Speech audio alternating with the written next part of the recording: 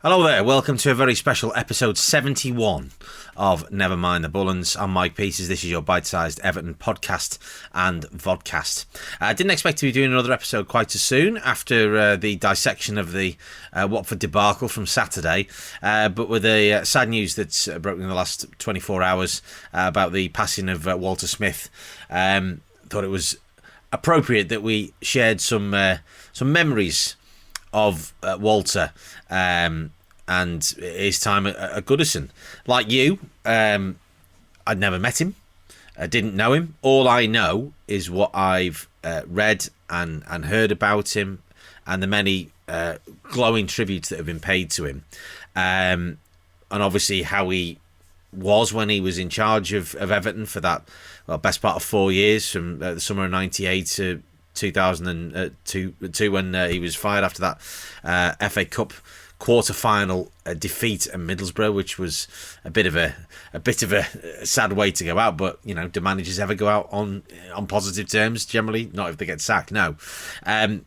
But I think everything that's been said, and if you get a chance, do watch Ali McCoist's very heartfelt tribute, because he talks about the man as much as he does, you know, the football manager, the football man. He talks about the person, and it's a lovely, heartwarming tribute and very moving. You know, he's a man that obviously went on holiday with him many times, and as he talks about, and obviously his families were very close and had known Walter throughout his entire playing career, even when he was in the Scotland youth team, and it's lovely. And I think it encapsulates kind of what we thought about him, irrespective of some of the football that was played under his stewardship at Goodison Park. I think we can all agree, those of us that were around at the time, he was hamstrung by all of the acrimony and the infighting and the sort of tumultuous boardroom situation that we were in at that point in Everton's recent history. And that there's no question that in spite of all that, he acted with tremendous integrity. He was an honest man. He showed tremendous fortitude, because many others would have hightailed it and left, given some of the situations he had to deal with very soon after coming in, where he was unequivocally sold up the garden path by Peter Johnson. And yeah, you know, there were some good days, there were a number of bad days under his tenure, but what we can say is that he was honest, and that we respected that as a fan base, because we knew that if he came out and said we were good, we'd been good, and if he came out and said we'd been poor, then we'd been poor. And I think Evertonians have always appreciated that aspect of things. You know, that for managers, that if you're honest with us, we'll give you a chance. We're you know, forgiving people.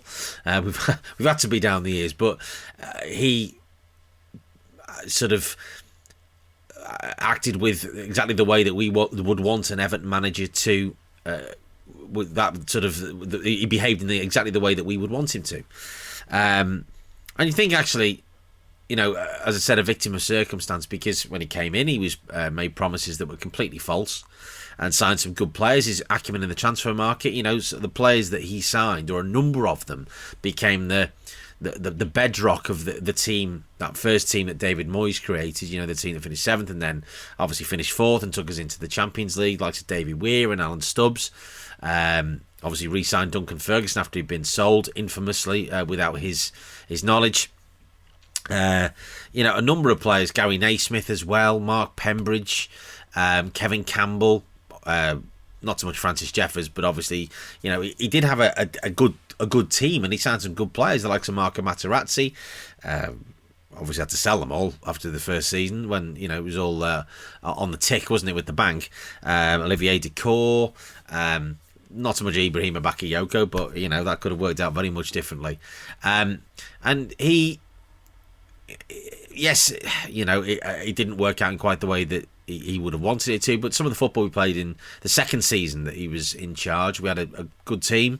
Yeah, and but for that game against Middlesbrough at the last game of that 99-2000 season, where I think we'd been to Leeds on the Monday, drew 1-1. Nick Barmby in great form, played, had a really good season, and and then we lose the game by 2-0. If we'd won it, we'd have finished 8th. We lost, we finished 13th.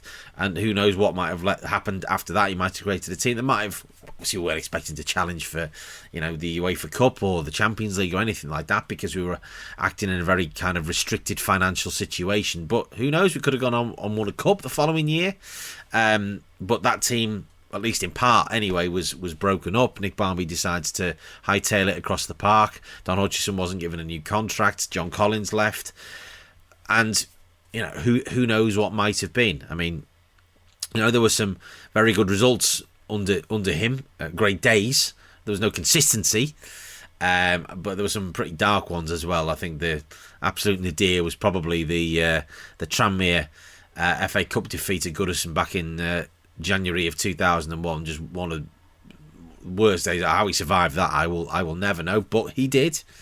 And I think it's telling that when Bill Kenwright obviously made the call and said, listen, Walter, it's time to go in the aftermath of that Middlesbrough defeat in 2002, and they said who Bill Kenwright respected him to say, who would you recommend? And he recommended David Moyes, and there's no question he got that recommendation absolutely spot on.